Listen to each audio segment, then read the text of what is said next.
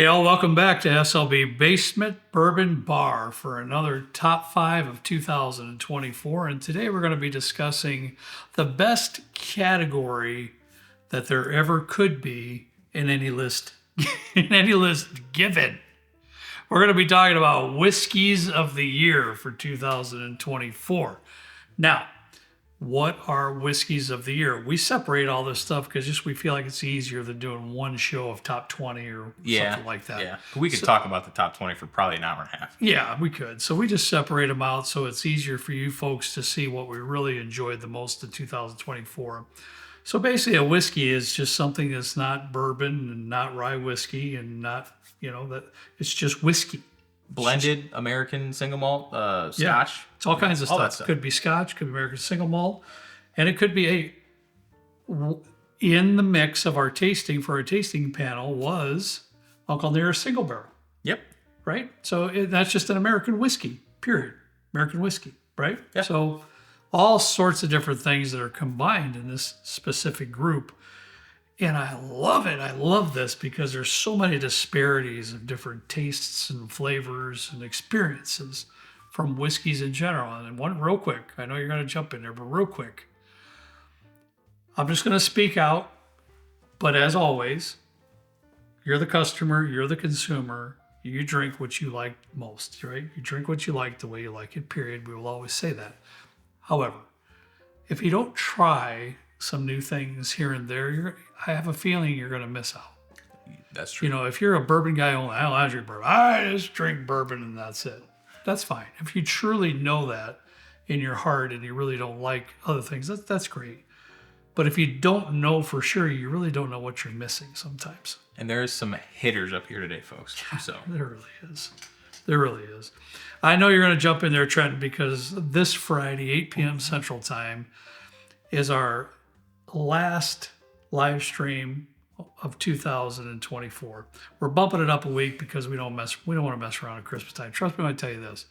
If our live stream was the day or two after Christmas in this house with your mom and my wife, it would be, we wouldn't, we wouldn't have it. we wouldn't want to go down that road. Let's put it that way. So we're trying to be considerate for every family out there.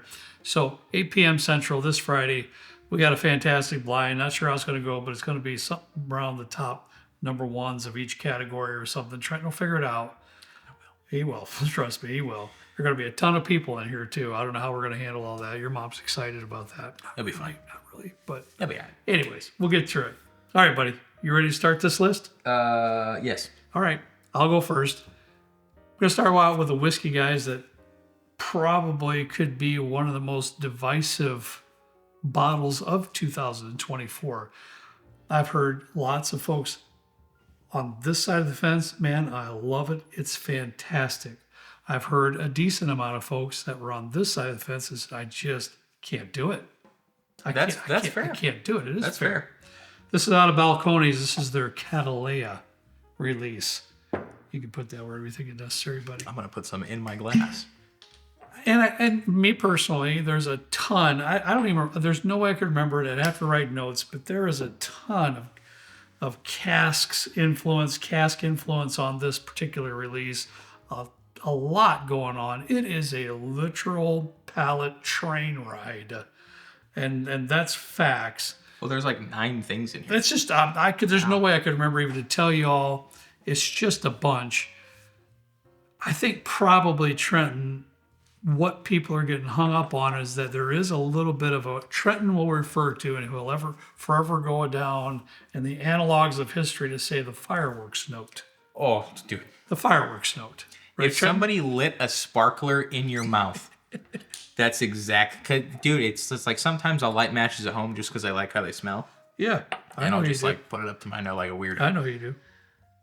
There is a lot going on in this. And it is like, I could see why it's such a divisive pour. I can too. There's definitely going to be 2 sides of the fence of this. Mm-hmm. It is like really berry macerated fruits, but there's also this like fireworks or sulfury note in it. And it, oh my God. It's just like an angel singing in my head when I drink this thing. But I will say, there absolutely will be some people that how do you guys drink that? I can't stand it. Ooh, I love it. And I respect that. I really do. But for our tasting panel, and I had to put it in the mix. Yeah. You know I had to. And it did make it into our top 5. It comes in at number 5. Coming in at number 4 is a Scotch. Might surprise you, but this is the Glenallachie 2009 single cask, 13-year Chardonnay cask. I was not, as I'm sure some of you folks know, I'm not really into Scotches all that much. I'm kind of getting a little bit onboarded to it. Starting to actually like it. Who was it that sent the Glenallachie that was in the sherry finish? I don't know. Was it not Jake? My apologies. I don't remember who actually sent it, but It's on the tip of my tongue. they heard us talking about this here. And what this is, guys, is this is an independent bottler sourced from Impex, okay? And they source this whiskey from Glenallachie. And so it is a much higher proof. It's 116 proof. It's a 13-year Glenallachie whiskey. And cask type on the label is Chardonnay. If you see any, they're not cheap. They're probably $100 to $200 depending on what you get. But if you see any of the Glenallachie bottles in your area with that gray label like this one here, it's probably sourced from Impex and one of their special releases in it. And that I have a few, 2 or 3 maybe, and this one's my favorite. This is Really? just, oh my God, it's so good. Out of the ones I have. Chardonnay, I guess. I'm not a wine person, so correct me if I'm wrong, as you always would, and I appreciate that. I guess I'm hearing it's more of a dessert style type wine. I believe so. And it just lends some just beautiful, beautiful flavors in that whiskey. I'm just in love with that bottle. It's wonderful. Between this and I have the Oloroso, is it Puncheon or whichever one at home? Yeah. I have gone through one of each. Have you now? Yeah. Yeah. And It's like incredible. Glenallachie for me is kind of a sentimental thing because you're a big fan of Glenallachie. I am. You had me try a Glenallachie 12, and I've just like nosedived into the non-peated scotches, and I love finished scotches, especially like more of the sherry influenced ones. I have to say that I owe a debt of gratitude to the folks that watch this show for Glenallachie, because when I was first putting out a few shows about Scotch, I was learning myself along with everybody else. And it was kind of like when we did the Texas Whiskey Show and everybody said, get Still Austin, right? Yep. It was the same thing here. You got to try Glenallachie, especially if you like sherry. Get the Glenallachie 12-year. It's like $60 at the time. It's probably a little more now, but back then it was like $60. And they couldn't have been more right. It was fantastic. I've been on that Glenallachie train ever since because it's great stuff. Great stuff. For me right now, totally off subject, Glenallachie, Kilkerran, and Glendronach are probably my favorite scotches. Oh, and Isle of Raasay, the Puncheon one. Yep. Isle of Raasay's peated. I know. What in the world is going on back Dude, here? it's been a wild year for all of us. We have a renaissance going on back here. Well, listen to you. You're all under the rise now. You're giving I was, and I am. Yeah. I am. I'll admit it. I'm getting into Scotch. I like it. Wow. It's pretty good. I'm going to let Trenton speak to this more than myself, but I will say he brought this bottle over initially to be a part of the bourbon tasting. Yeah. But in reading the label, it's not a bourbon, it's actually a whiskey. But we just spoke about Still Austin. Trenton, this is their Monster Mash for this year. Still Austin Monster Mash. What a beautiful label. Still Austin's labels are amazing.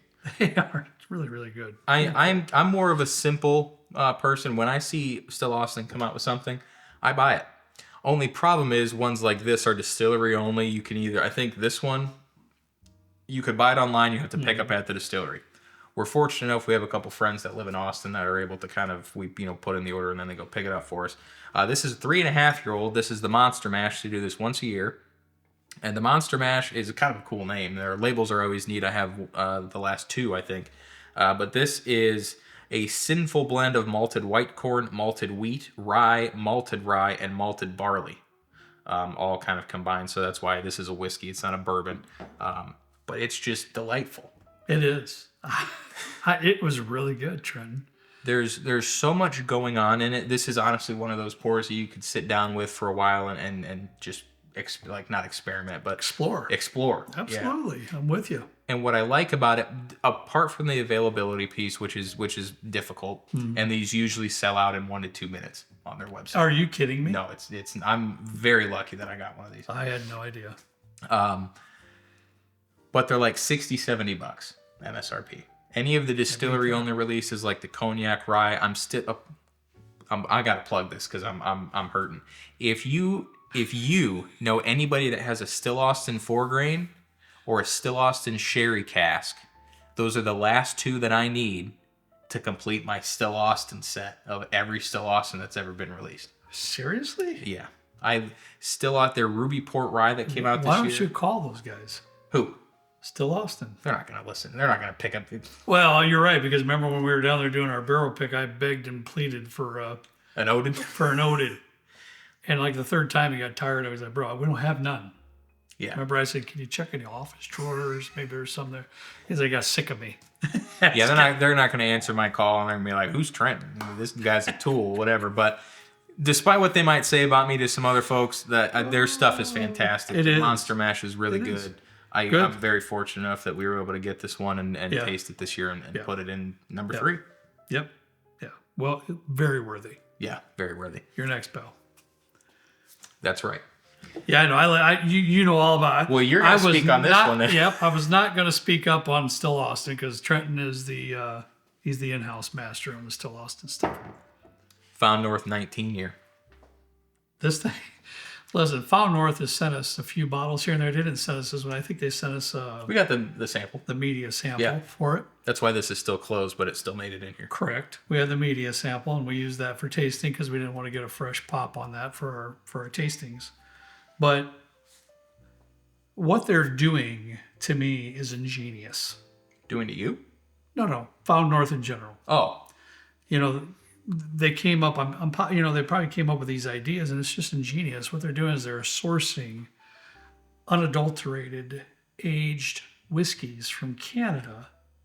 They're bringing them down to the States and then doing whatever they're going to do with them, whether that's finishing or whatever, blending, all kinds of blending going on there. Whatever they do to it, every bottle I've ever tasted has been really good, and a few of them have been ridiculously good, right? Yeah.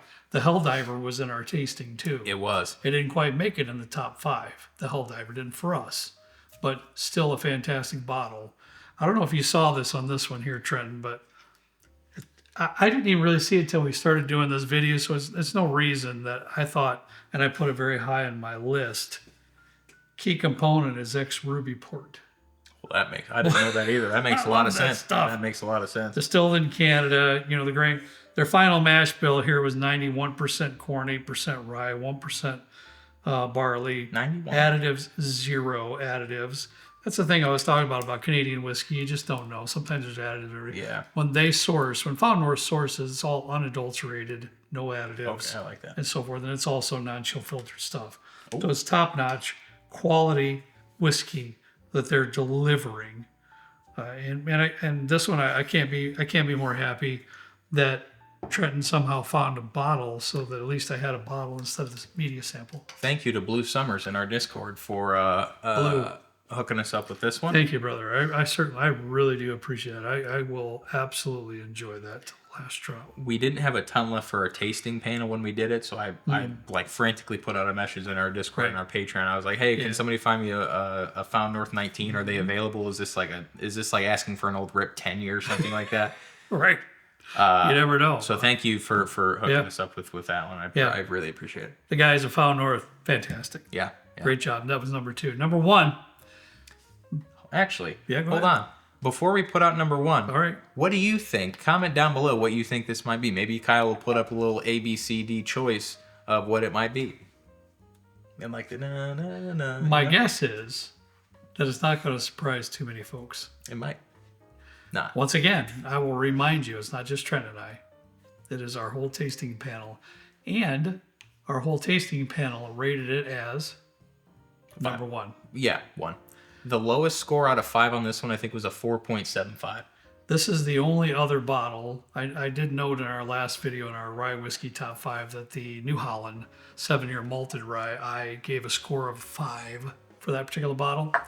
I also gave a score of 5 for this year's milestone release out of Westward Whiskey, American Single Malt.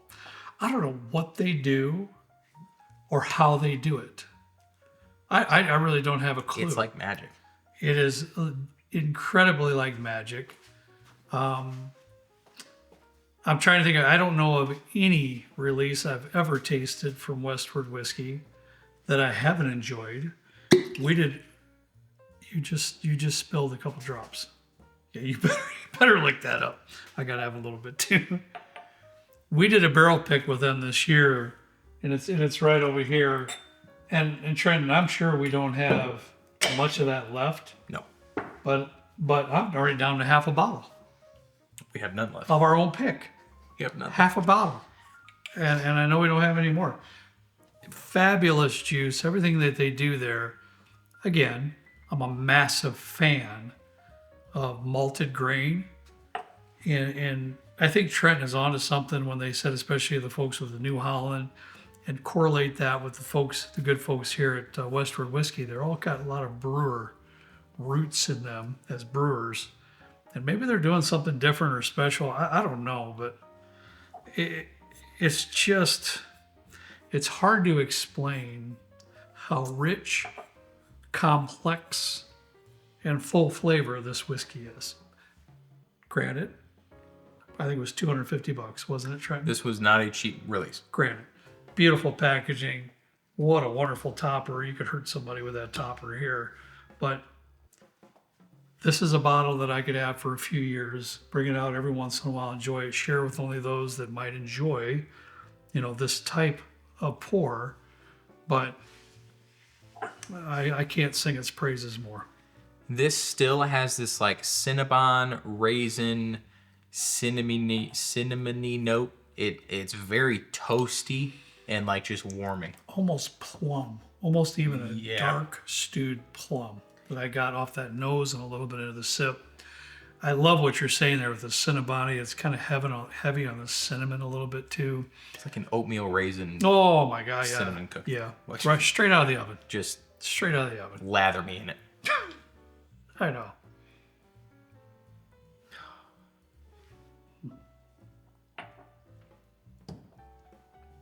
What can I say? Proof is spot on. What I love, what they do too, they don't go into this, say, okay, this one I want to be 90 proof. This one I want to be 98 proof. This one I want to be 100 proof.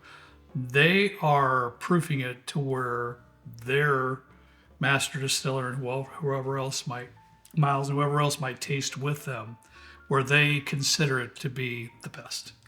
Well, I got so much respect for that. I really do. And it's funny because when we went there for our pick, I did ask Miles and I was like, dude, why didn't you put this out at cast strength? The 2023 cast strength release was amazing. And he's like, I just didn't think it tasted as good at cast strength. Yeah. And I think we tasted a variety of this at cast strength. I don't think it was the finished product at that point, but it was cast strength. And I was like, dude, I get that. Yeah.